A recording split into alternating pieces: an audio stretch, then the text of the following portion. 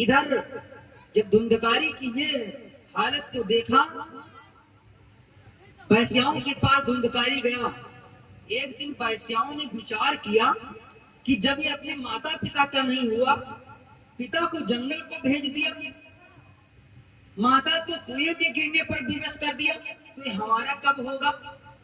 जहां जाता था, एक दिन वैश्याओं ने किया क्या, वैश्याओं ने उठा करके उस धुंधकारी को जहर दे दिया। दूध का गिलास था, उसी में मिला करके जहर दे दिया। और जब जहर धुंधकारी को दिया गया, धुंधकारी मर गया। दूध का गिलास पिया, धुंधकारी मर गया। और जब मर गया, ध्यान देना, जो खुराफाती व्यक्ति होता है उसको जिंदा में भी शांति नहीं मिलती है, और मरने पर भी उसकी आत्मा को शांति नहीं मिलती।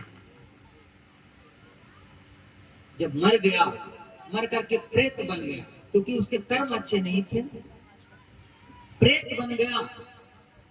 जब प्रेत बन गया, अब इधर उधर सबको परेशान करे, गांव मोहल्ले में। जब यहाँ परेशान किया, उसके बाद जहां गोकर्ण जी गए थे भगवान का भजन करने के लिए जंगल में, वहां पहुंच गया। वहां उनके सामने वेश बदल बदल करके घूमने लगा। जब वहां पर वेश बदल बदल करके घूमने लगा, गोकर्ण जी को ध्यान आया, कौन है? तो आवाज दिया, मैं आपका भाई हूं, मेरी मृत्यु हो गई वैश्याओं के द्वारा, मुझको प्रेत की योनि मिली। मेरे भाई बहनों, जैसे ही गोकर्ण जी ने ऐसा सुना, उसके नाम से कई जगह तीर्थ व्रत दान पिंडदान सब कुछ किया, लेकिन उसकी आत्मा को शांति नहीं मिली। जब आत्मा को शांति नहीं मिली, अब गोकर्ण जी ने सोचा क्या करें। तो मन में विचार किया, फिर इसका प्रेतत्व कैसे छूटेगा, इसकी आत्मा कैसे शांत होगी। मेरे भाई बहनों, जा करके बहुत कुछ किया, उसके लिए पूजा पाठ इत्यादि सब कुछ करवाया, लेकिन उसकी आत्मा को जब शांति नहीं मिली, तो जो गोकर्ण जी थे वो सूर्य भगवान के भक्त थे। ध्यान देना, यदि आप किसी देवी देवता की पूजा करते हैं, तो जब आप उनका ध्यान करेंगे, तो आपके संकट को वही दूर करेंगे। जैसे आप माता जी की रोज पूजा करते हैं, आरती करते हैं, तो कोई दुख हो, कोई संकट हो, तो आप माता जी से कहिए, हे माँ या हे भगवान, जिस देवी देवता की आप पूजा करते हैं, उससे कहिए कि हमारे पर ये कष्ट है, हमारे कष्ट को दूर करिए। लेकिन आजकल तो लोग खूब बदलते हैं भगवान। मान लो कोई माता जी की पूजा करता है, तो 4 दिन माता जी के मंदिर में गए, 8 दिन, और 10-20 रुपए का प्रसाद मांग दिया, हे माता जी यदि तुम सच्ची हो तो हमारे काम बन जाए, और मान लो काम ना हुआ तो माता जी झूठी। बहुत जल्दी आदमी ऐसा है, बहुत जल्दी विश्वास तोड़ता है। अब माता जी के मंदिर को छोड़ दिया, पहुंच गए शंकर भगवान, हे शंकर भगवान यदि तुम सच्चे हो तो हमारा ये काम बन जाए। 8-10 दिन शंकर भगवान के मंदिर में गए, जब तक शंकर जी सुनने वाले थे, तब तक फिर बदल दिया। आप पहुंच गए, हे कन्हैया जी जो तुम सच्चे हो तो हमारा। आदमी बहुत धैर्य नहीं है, आदमी को, इंसान को धैर्य नहीं है। आप जरा विचार करो, आप 20 रुपए का 50 रुपए का घड़ा लेते हो, मेले में जाते हो, मटकी लेते हो। हमारी माताएं मैंने दूध दही रखने के लिए मटकियां लेती हैं, जिसमें दूध दही रखती हैं। अब तो खैर हो सकता है आपके यहाँ, लेकिन तो पहले तो दूध दही होता था, अब कहाँ। अब तो दूध दही सब, इधर दूध होगा उधर दूधिया ले गया, कहीं डेयरी चल रही है और कहीं दूधिया ले जा रहा है। तो पहले की बातें, हमारी माताएं मैंने बड़े बड़े बर्तन लाती थी मिट्टी के, जब मेले बाजार को जाती थी, कहती थी इसमें दूध रखना है, तो उसको जब लेती थी तो 4 बार फूंक बजा के देखती थी, पक्का है, फूटेगा तो नहीं। मतलब 20-30 रुपए का बर्तन मिट्टी का, और 10 बार उसको ठोकती थी, अच्छा तो नहीं है। हम कहते हैं हमारी माताओं बहनों से सीख लो, जब ये 20-30 रुपए की मटकी लेती तो 10 बार उसको ठोकते बजाती हैं। तो भगवान तो आप इतने बड़े इंसान हैं, तो भगवान आपको ठोकेंगे बजाएंगे नहीं। भगवान देखते हैं, सच्चा भक्त है, माता जी देखती हैं, 10 दिन में छोड़ करके तो नहीं भाग जाएगा है? ये तो नहीं आप बदल देगा, शंकर जी के पास पहुंच जाएगा या कन्हैया जी के पास पहुंच जाएगा, या हनुमान जी के मंदिर में पहुंच जाएगा छोड़कर। भगवान वो आपको आजमाते हैं, ध्यान देना, इतनी जल्दी कोई देवता आपके ऊपर प्रसन्न नहीं होता। इसलिए धैर्य नहीं छोड़ना चाहिए। कथाति मानस में हम आपको बोलेंगे, भागवत में भी है, मनु और शत्रुपा ने 28,000 वर्ष तक तपस्या किया। कितने? 28,000 वर्ष। और यहाँ 28 घंटा हुए आदमी तुरंत धैर्य छूटने लगता है।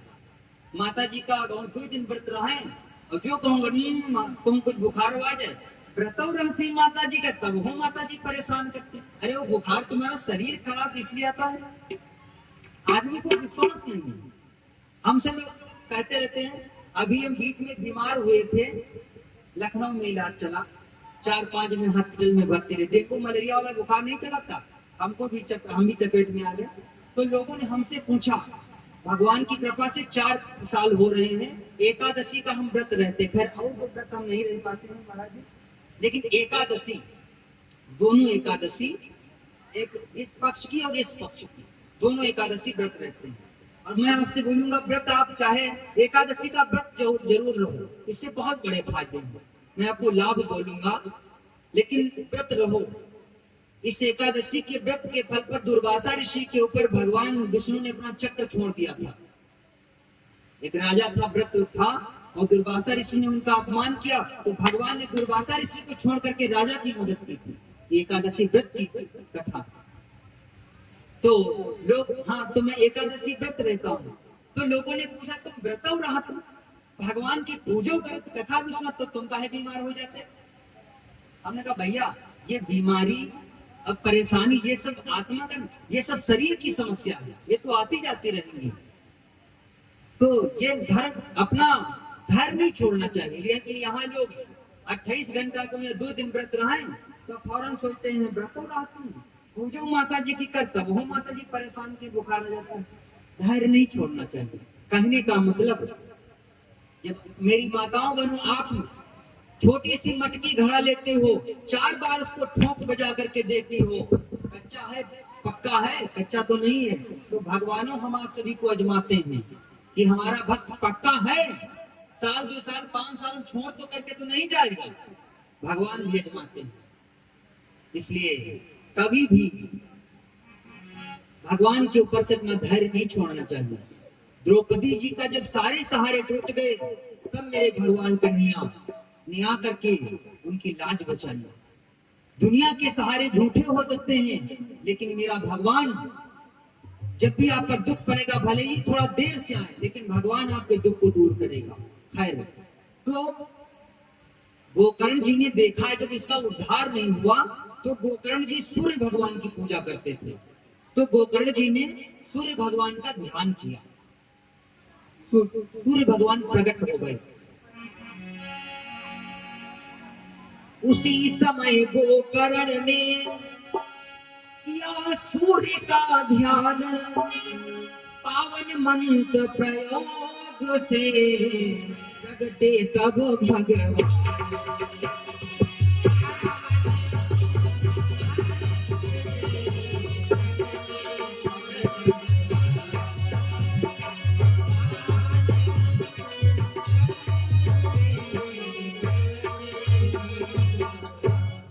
जैसे सूर्य भगवान का ध्यान किया, सूर्य भगवान प्रकट हो गए, पावन मंत्र प्रयोग से प्रकट भये भगवान।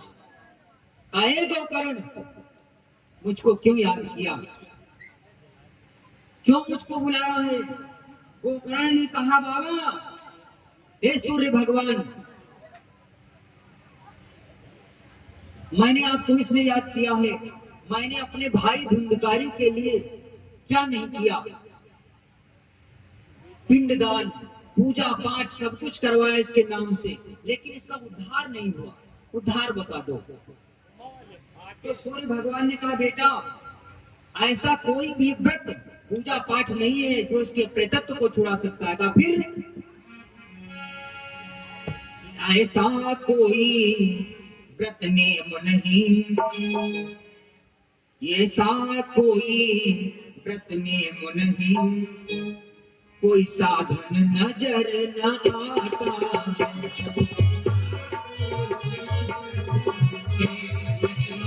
कोई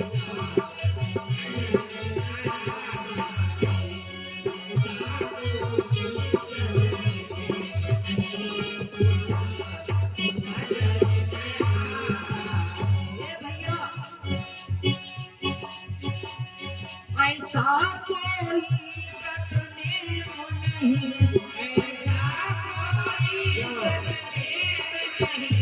कोई साधन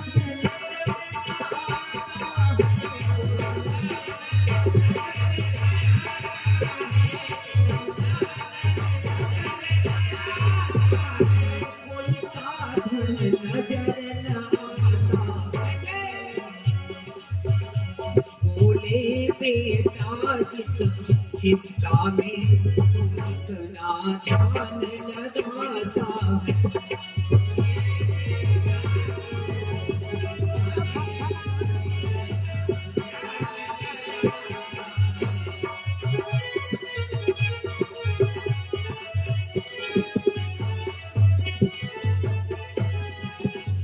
है, बोले बेटा जिस चिंता में तू इतना ध्यान लगाता है, मेरी नजर में ऐसा कोई व्रत नियम नजर नहीं आता।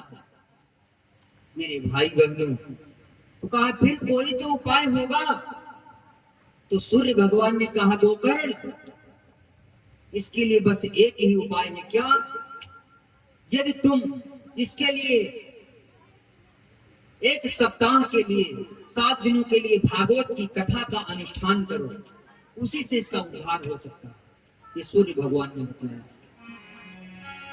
हाँ है भागवत ग्रंथ ऐसा, हाँ है भागवत ग्रंथ ऐसा, जो इसे पार ले जाए।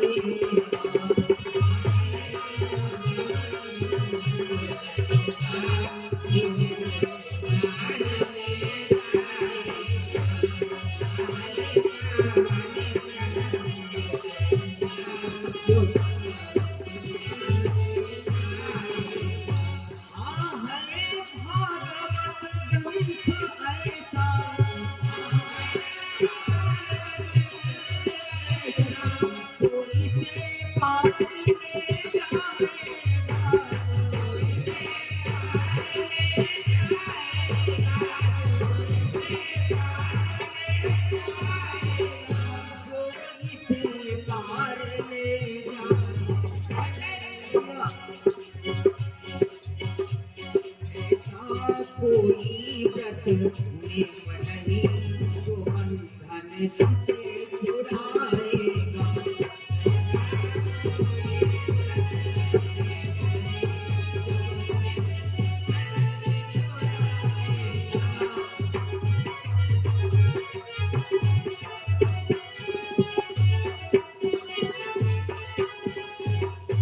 सूर्य भगवान ने कहा भैया गोकर्ण, यदि आपको इसका कल्याण करवाना है तो आप भागवत की कथा को सुनो।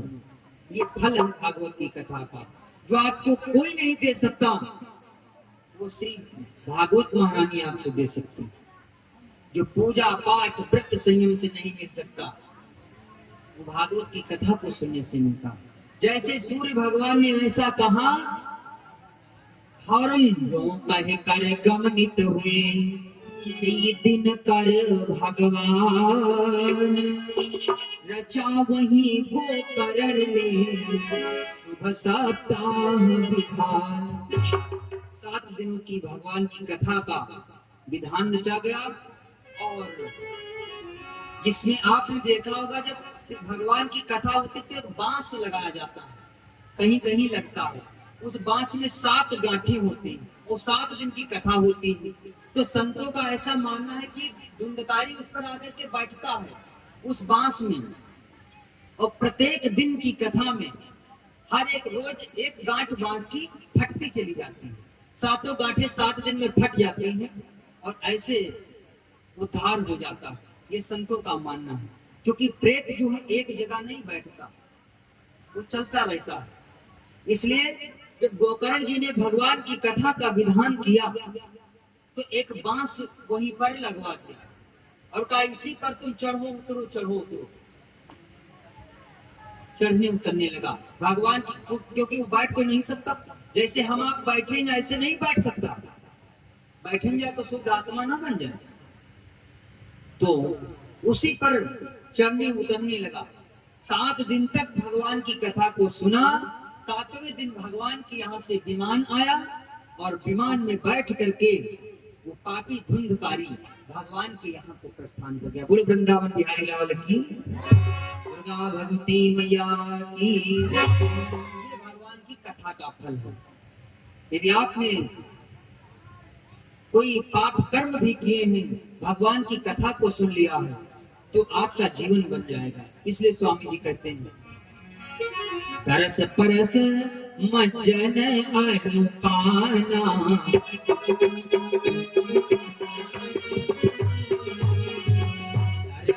परस मज्जन अरुकाना, पाप कह वेद पुराना।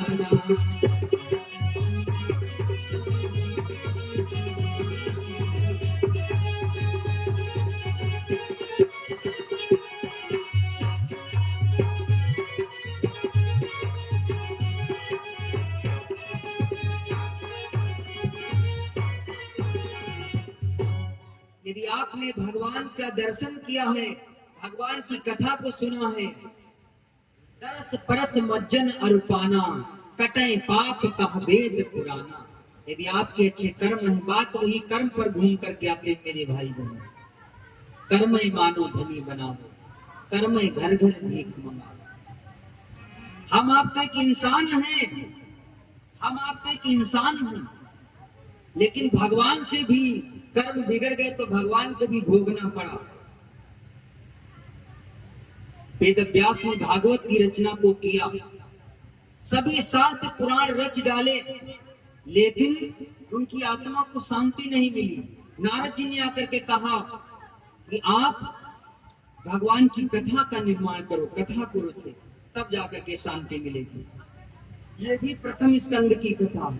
आइए आगे की कथा आती है कि जिस समय पांडवों ने महाभारत के युद्ध को जीता, देखो जो भगवान के सहारे विजय उसकी होती है, जो भगवान के सहारे है विजय उसकी होती है।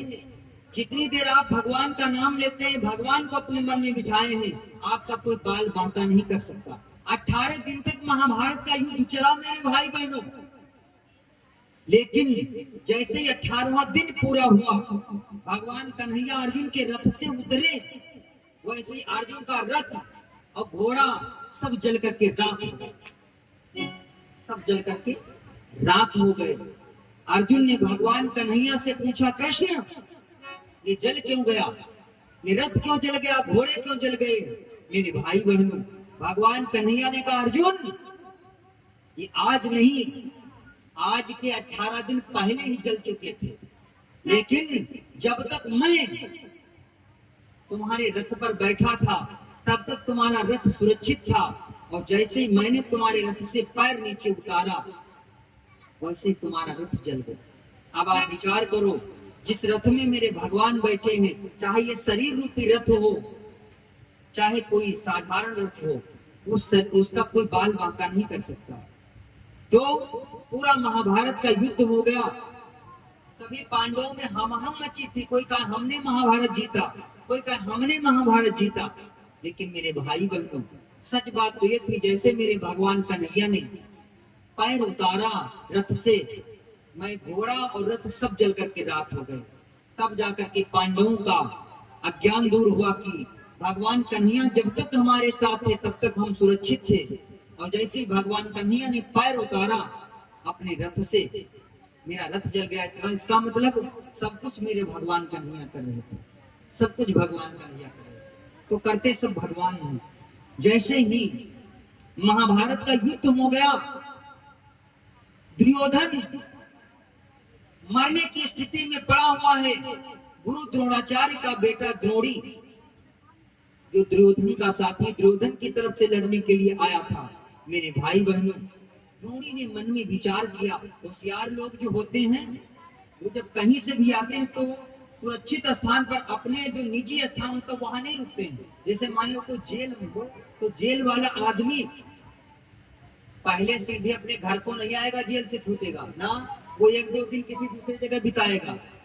काम मालूम उसका कोई दुश्मन घर पर उसकी इंतजार कर रहा हो, इसलिए पहले घर को नहीं आएगा। इसलिए भगवान कन्हैया पांडवों जब युद्ध को जीता, तो युद्ध जीत करके पांडव अपने शिविर में जा रहे थे। भगवान कन्हैया ने कहा ना, आज तुम शिविर में नहीं जाओगे, आज दूसरी जगह विश्राम करोगे। अपने बेटों को लिटा दिया। 5 बेटे हैं पांचों पांडवों के, जो कुंती को द्रौपदी के बेटे हैं मेरे भाई बहन। 5 बेटे लेटे हुए हैं। द्रोणी के मन में प्रतिशोध जागृत हुआ। रात में चल पड़ा लेकर के तलवार। मन में सोचा जा करके पांडवों के सर को कलम काटूंगा। सोते में पहुंच गया लेकर के तलवार और पहुंच गया जहां पर कुंती, द्रौपदी, 5 बेटे उनके लेटे हुए हैं।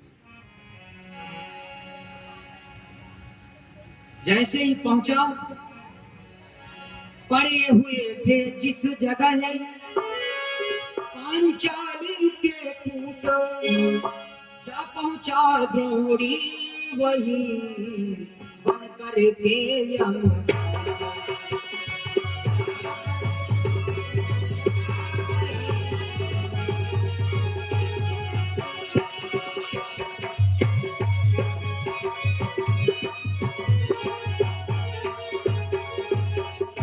लेकर के तलवार पहुंच गया और जैसे ही लेकर के तलवार गया, देखा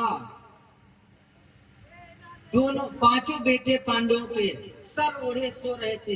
कोई लोग सोते हैं तो सर से एक तरफ चादर दाबेंगे पैर के नीचे और एक तरफ दाबेंगे सर के नीचे, तो क्या पता उसमें कौन सोया हो।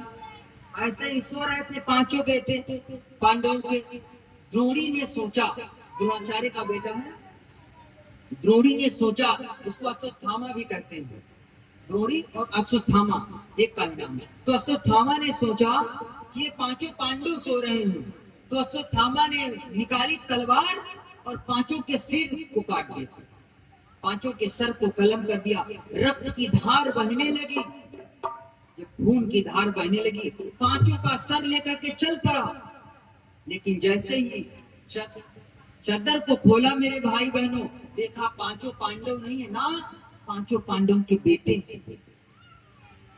बड़ा दुखी हुआ, मैंने क्या किया, किसको मारने आया था, कौन मर गया।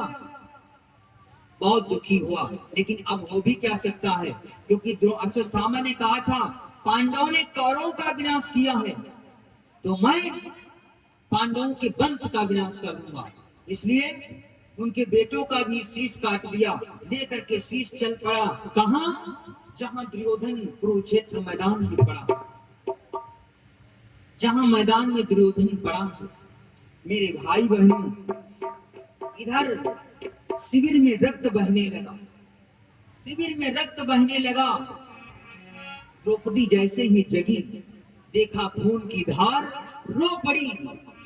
पैरों में रक्त बह रहा था, पैरों में रक्त बह रहा था, हर अबला खड़ी रो रही थी। पैरों में रक्त बह रहा था, हर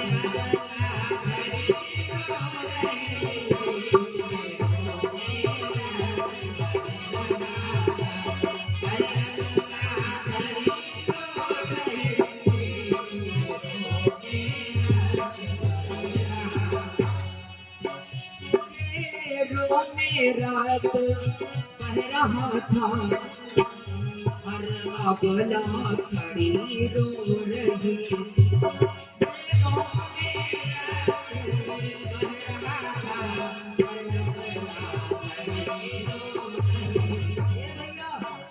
द्रौपदी बाल बिखराए हुए, बाल बिखराए,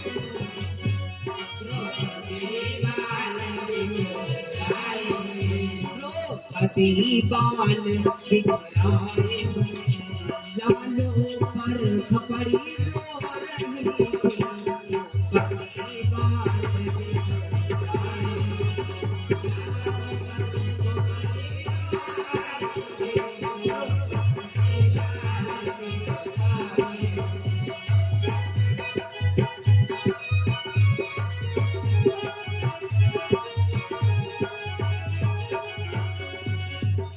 मेरे भाई बहनों, जिस माँ के 5-5 बेटे मर जाएं, उसके दिल पर क्या बीतेगी।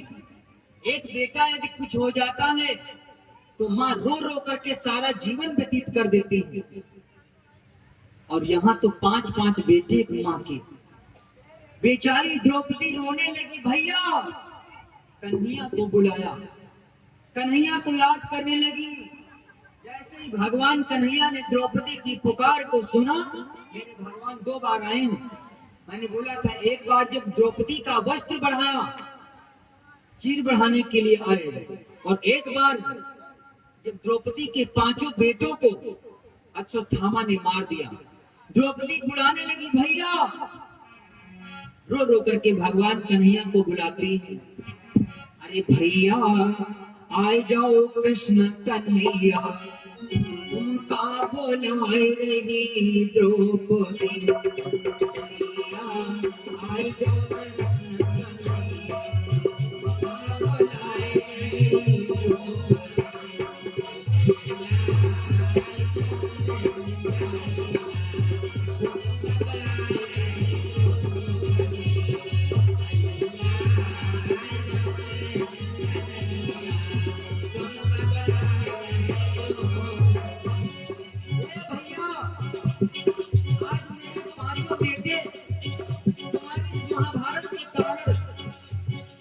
बेटे मेरे मारे गए हैं, इसलिए आकर के देख लो इस नजारे को।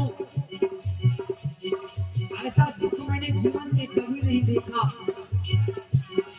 तुमका बोलाए रही द्रौपदी, तुमका बोलाए रही द्रौपदी, तुमका बोलाए रही द्रौपदी, तुमका बोलाए रही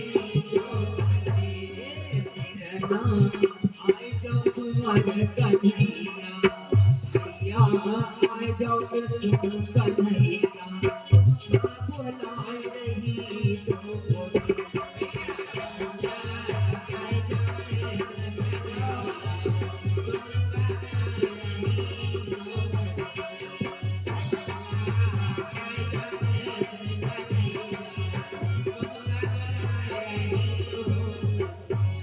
जैसे ही द्रौपदी ने मेरे कन्हैया को बुलाया, श्याम सुंदर दौड़ पड़े।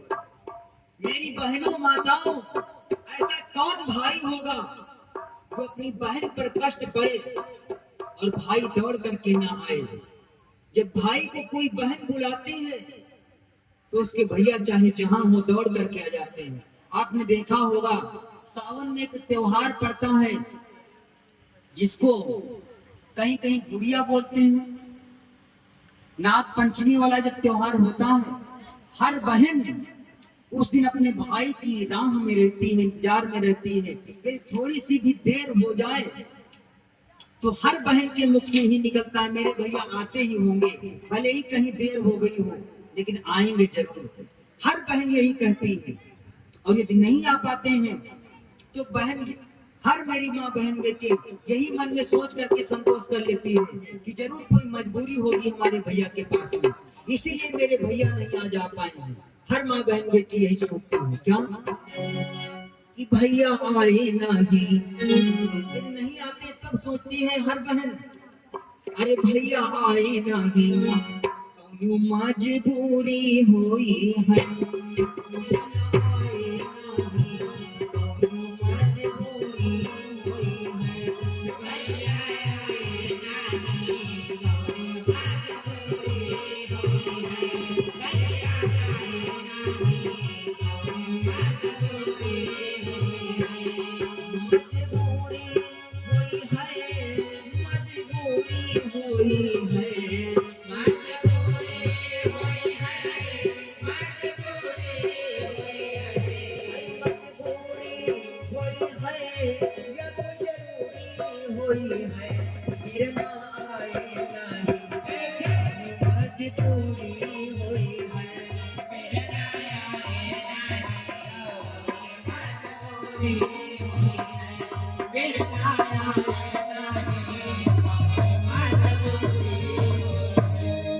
मेरे भाई बहनों, जैसे एक बहन अपने भाई को बुलाती है इसी प्रकार मेरी द्रौपदी ने भगवान कन्हैया को बुलाया, भैया आज इस बहन की आकर के हालत तो देख लो, 5-5 बेटे मेरे मृत्यु की गोद में पड़े हैं।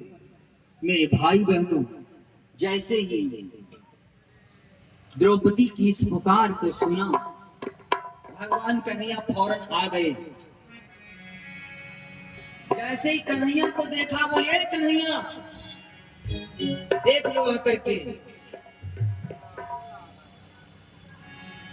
मोहन के आते ही बोली, कुछ और कसर क्या बाकी है,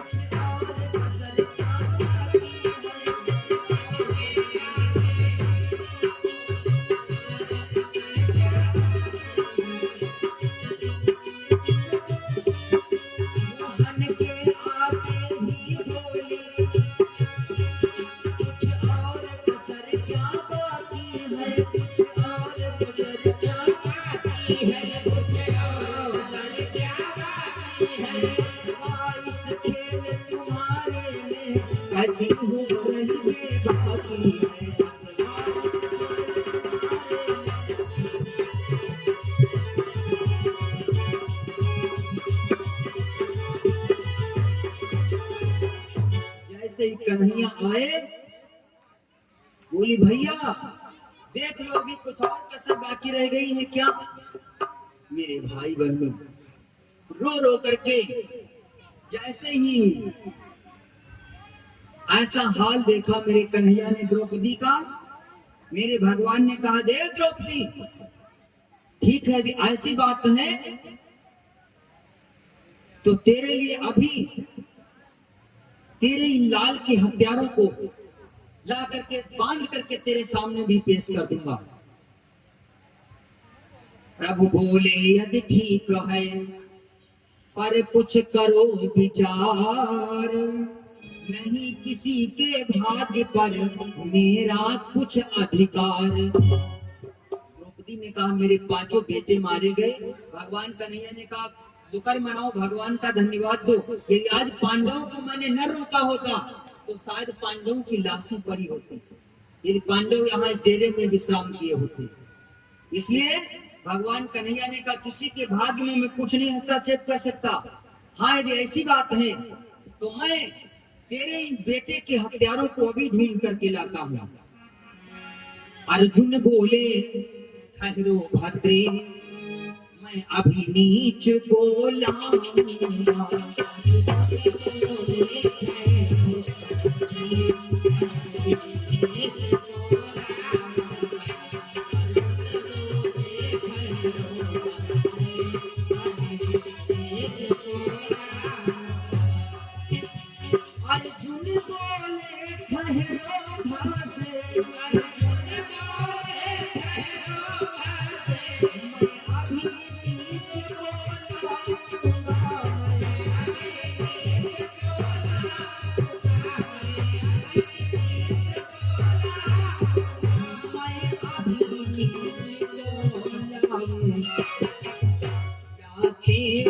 वचन निभाए तुझे दिखलाऊंगा।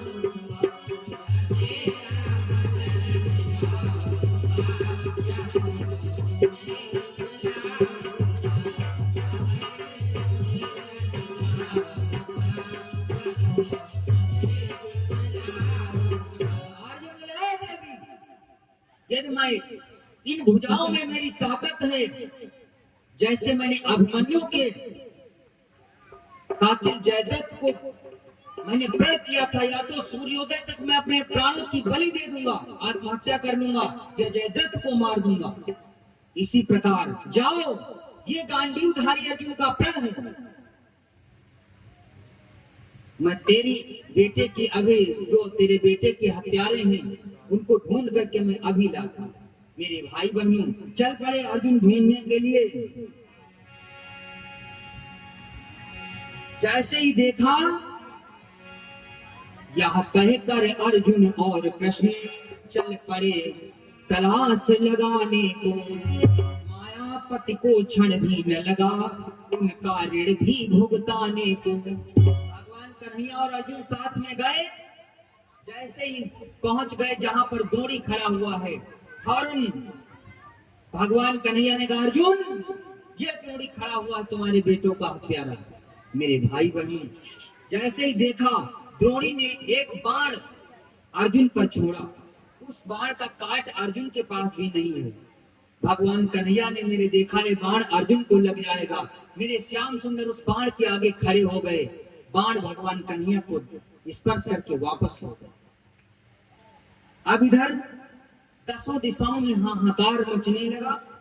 उसी समय अर्जुन ने बाण छोड़ करके और उस अश्वत्थामा को बंदी बना लिया।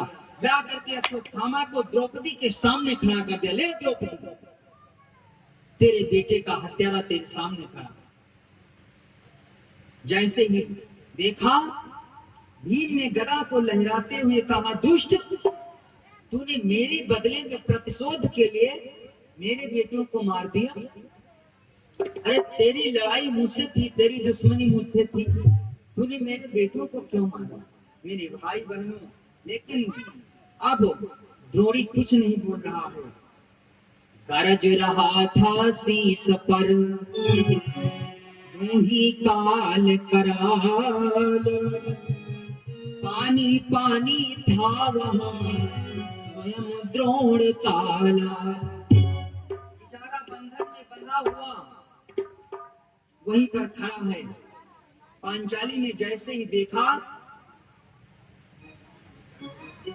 रो करके बोली, तुम मेरे गुरु के पुत्र होते हुए तुमने ऐसा मेरे साथ विश्वासघात किया, मेरे बेटों की जान ले ली। भगवान कन्हैया ने कहा, द्रौपदी तू बता, जो सजा तू बता, मैं आज इसको वो सजा दूंगा। जैसे ही ऐसा कहा, द्रोणी हाथ जोड़ करके खड़ा हो गया।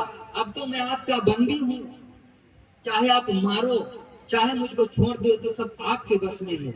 मेरे भाई बहनों, जब ऐसा देखा, कहते हैं माँ तो माँ होती है, माँ का हृदय बहुत बड़ा होता है।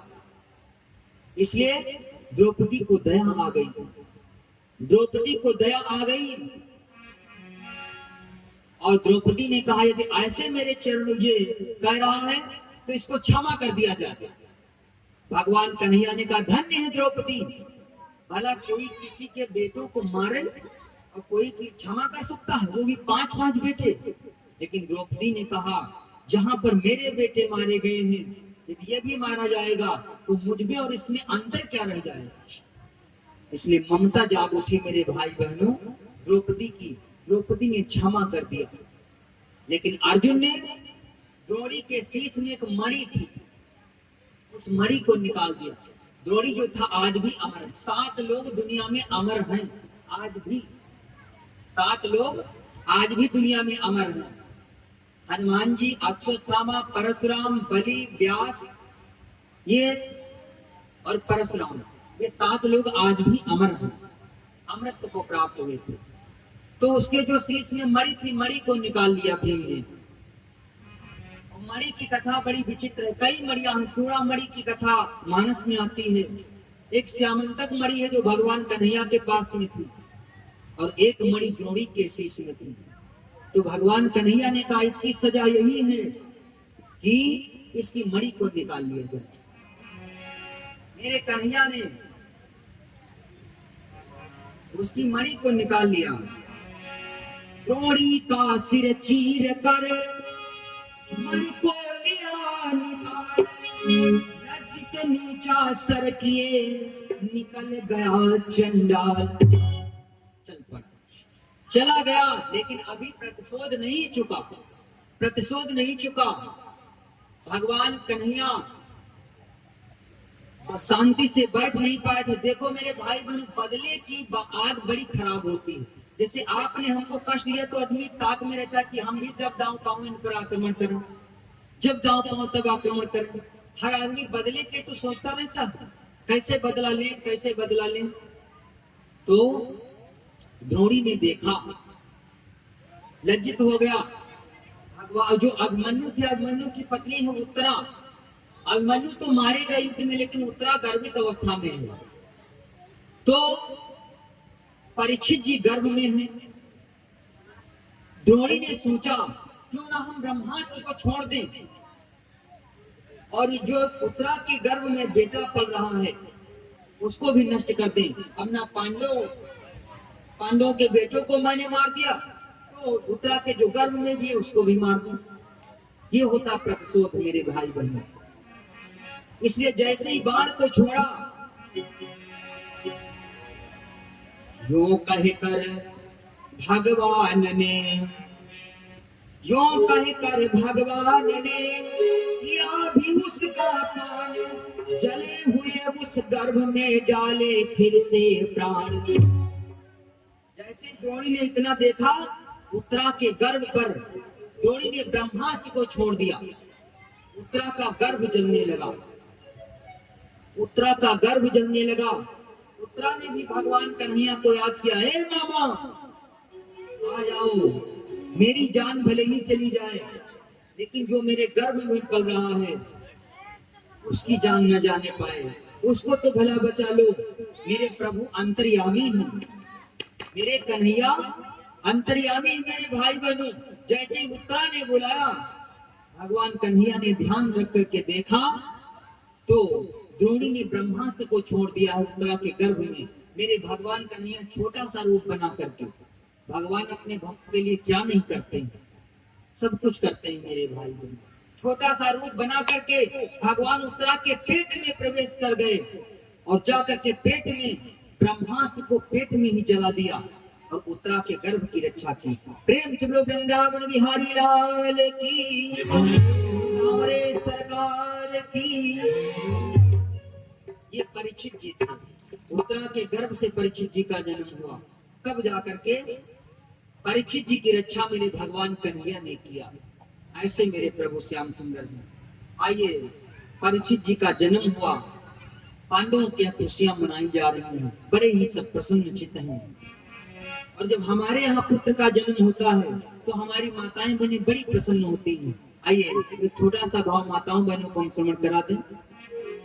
एक बेटी के बहन के पुत्र का जन्म हुआ है, वो बड़ी प्रसन्न है और कहती है, अपने बेटे को गोदी में लिए हुए और कहती है, मेरे लाल, क्योंकि परीक्षित जी का जन्म हुआ है ना, इसलिए पांडवों की खुशियां मनाई जा रही हैं। तो देवी कहती है अपने पति से, स्वामी अरे रो नहीं लाल तुमका पलना झोलाई देबै, रो नहीं लाल तुमका पलना झोलाई देबै, रो नहीं लाल तुमका पलना झोलाई देबै, रो नहीं लाल तुमका पलना झोलाई देबै।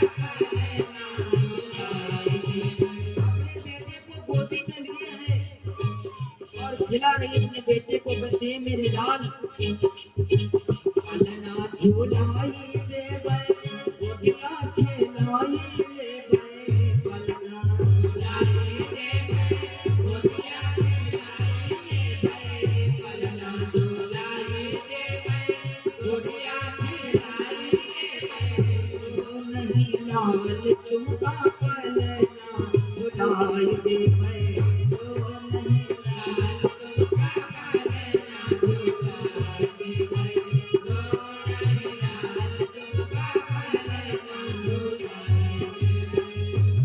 को आवे हमारी चरवा चढ़ावे, सासू को आवे हमारी चरवा चढ़ावे, सासू को आवे हमारी चरवा चढ़ावे, चरवा चढ़ौनी दिलर मुन कौमाई देव, चरवा चढ़ौनी दिलर मुन कौमाई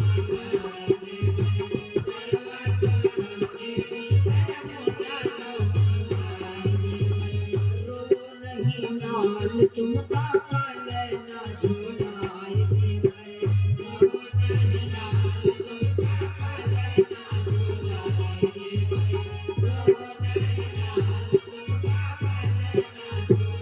देबै, पलना झूलाई देबै, गोदिया खेलाई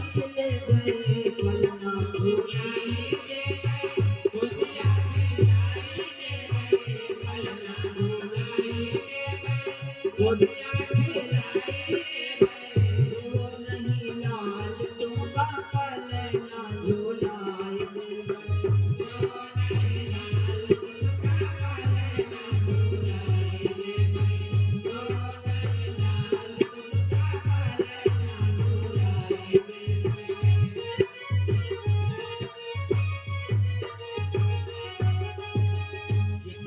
जो आवे हमारी बड़ी की सावे जितनी जो आवे हमारी बड़ी की सावे जितनी जो आवे हमारी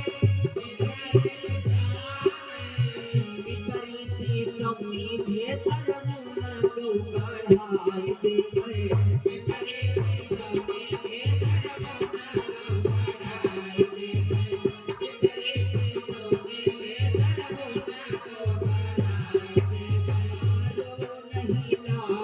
तुमका दिया खेलाए दे गए नहीं लाल तुमका दिया खेलाए नहीं लाल तुमका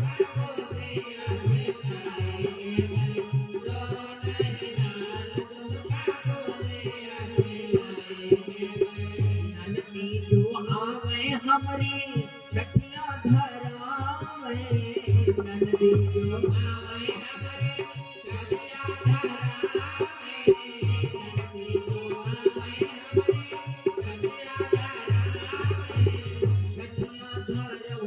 कंगना मुना तो मांगाए दे कंगना मुना तो मांगाए दे कंगना मुना तो मांगाए दे उनको मंगाए दे उनको मंगाए दे उनको मंगाए दे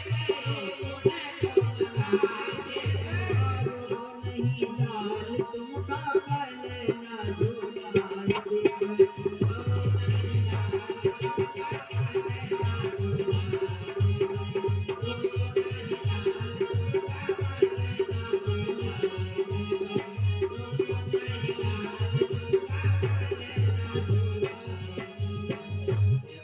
जो आवे हमारे मुरली बजावे देवरा जो आवे हमारे मुरली बजावे देवरा जो आवे हमारे मुरली बजावे मुरली बजौनी हरिया मुन तो मंगाए देवे मुरली बजौनी हरिया मुन तो मंगाए देवे मुरली बजौनी हरिया मुन तो मंगाए देवे नहीं लाल तुमका पलना झूलाए देवे नहीं लाल तुमका पलना झूलाए देवे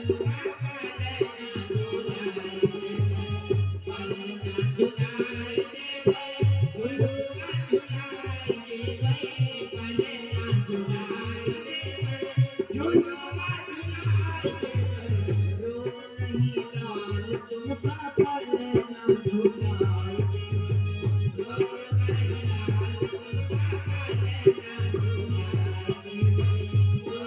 नहीं लाल तुमका पलना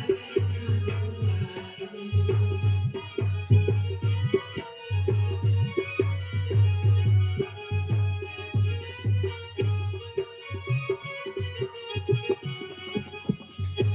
प्रेम से बोलो श्री सच्चिदानंद भगवान की जय दुर्गा भगवती मैया की जय।